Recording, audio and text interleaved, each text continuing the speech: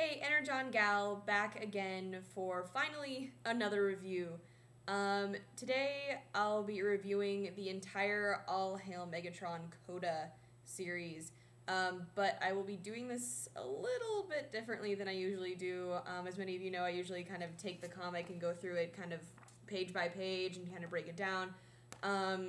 There's a couple reasons that I can't do that for this review. One, I'm reviewing 4 issues instead of 1, so that would take a while. Not to mention each issue in itself has 2 stories. But the biggest reason I can't do that is I only actually have 2 of them with me. It's a little floppy. 2 of them with me.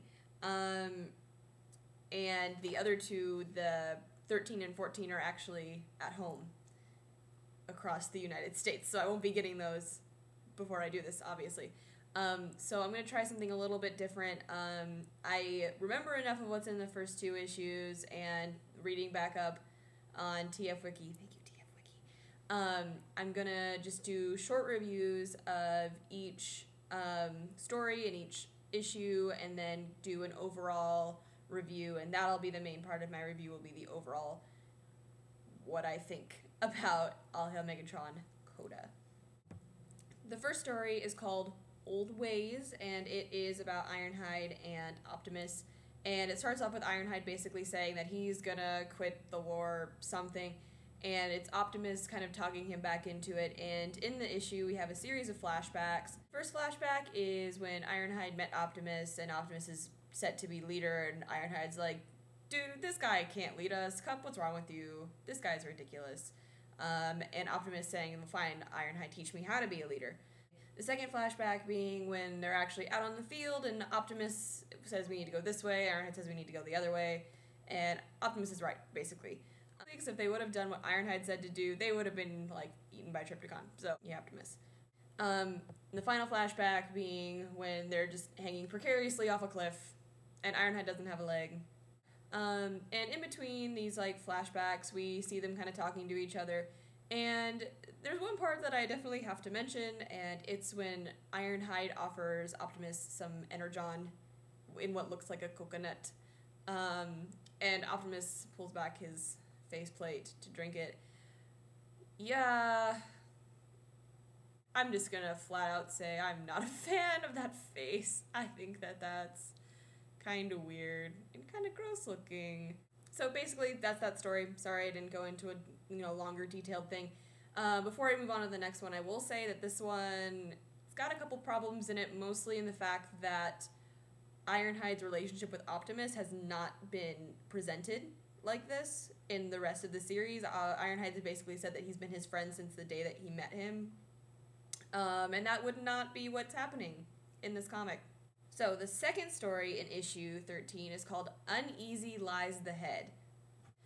So if anyone wants to tell me if that title is like a reference to something, like is it like a really common term, like easy lies the head? Is that like a really common thing that I just don't know about? Because if it's not, this is kind of a weird title.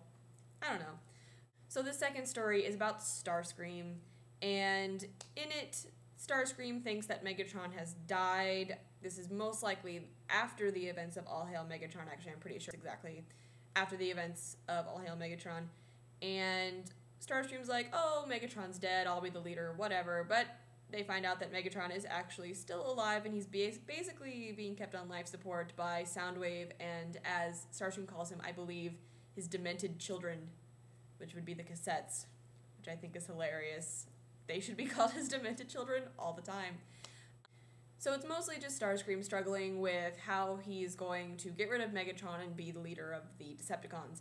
And he has quite a few issues that he thinks would be in his way. Obviously, one being Megatron's still around. Shrapnel says they should kill him or throw him out of the airlock or something, and he's like, no, if I did that, he would just come back. And he says that if he became leader, that too many would probably not follow him and all this kind of stuff, so he's struggling with how he's going to become leader anyway. And at the end of the issue, he has the Autobot Matrix of Leadership, which obviously never got back to the Autobots at the end of All Hail Megatron. And so what he does is he just takes it and he basically says that he can control the Matrix and that he's awesome, and all the Decepticons are like, oh, Starscream's awesome because he can control the Matrix.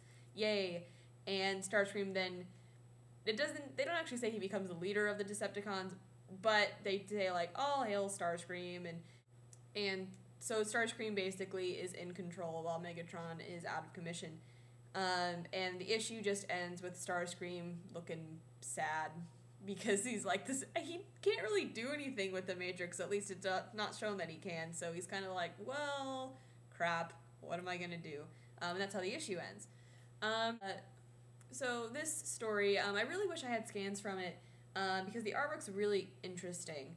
I think I like the art, but I think it stands more in kind of a Transformers mosaic type of thing and not necessarily a story, and I definitely wouldn't want to read an entire series done in this art style. It's very painterly, kind of watercolor looking. It's interesting, but to me, it kind of, you're focused more on the artwork than on the story, and sometimes, even if the artwork's really good or really interesting, if it takes away from reading the story, it's not necessarily a good thing. The story in itself, I like this story better than I like the Optimus and Ironhide story, mostly because it's not quite as retrospective. It's more actually stuff's happening. And the fact that Starscream has the Matrix is interesting. Really what bothers me the most about this, it's something that's going to affect all of the stories in the All Hail Megatron Coda thing because they're too short, and they're just setting stuff up, and it's hard to have a story that's just setting things up. Or explaining things, but this one's really just setting stuff up, and that can be kind of annoying because you want to know what else happens, but that's just the way that it works. So, for issue 14 of Coda, our first story is a Sunstreaker story, and it is called Replay. And really, all that this story is flashbacks from the events of All Hail Megatron, just kind of skewed in a way that we haven't seen before. And they're all from Sunstreaker's perspective. And it's just, like, the first flashback is Sunstreaker first being called to Earth, and then we have when Sunstreaker's being kind of experimented on, when he's being turned into a headmaster. We have a very weird scene where a scientist is, like, making out with his girlfriend in front of Sunstreaker's disembodied head. That's kind of weird. And, that's when he first starts talking, which creeps the girlfriend out, and you're like, why were you there in the first place? Weird scientist and girlfriend. And then the next scene it shows is Hunter and Sunstreaker asking once again for Hunter to kill him. And after those, we come to after the fact, and after Hunter and Sunstreaker have been separated, and it's just Ratchet talking to Sunstreaker about, you've been through a lot, do you want to see Hunter? Because he's getting better and all this kind of stuff, and Sunstreaker's like, no, I'm gonna go take a walk, and he goes take a walk, and then he just buries his head in his hands, and he looks really screwed up, basically, and sad, and really distraught, really is probably the best word for it, and then those scenes kind of start to replay, that's what the name of the story is, and then we see that they are all flashing through the eyes of Sunstreaker's once again disembodied head in the collection of dead giant Insecticon monsters.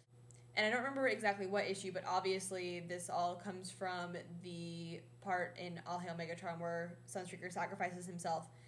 But that's all that story is. So it's kind of hard for me to judge it. It doesn't really have a plot. Though, the thing is, and this happened, like I said, in the Optimus and Ironhide story, it kind of screws up what they've said originally about characters' relationships with each other. In this, Sunstreaker seems way more like a victim and way more like he really did not want to be Hunter's headmaster, or did not want Hunter to be his headmaster, which is kind of annoying because he really didn't seem to have that much of a problem of it. He did ask him to kill him twice, but then he was like, can I be your headmaster? He's like, yeah, okay, sure. And in this, it just seems like he didn't want anything to do with it. So it kind of changes what exactly happened in All Hail Megatron, and that's kind of annoying. I don't like when they kind of screw up the things we already... Like, I don't mind seeing things from a new perspective, And unless this is trying to say that Sunstreaker, even though he agreed to be a headmaster, really did feel like this victim, I just think that it's a writing thing. I'm not really happy about when stories change.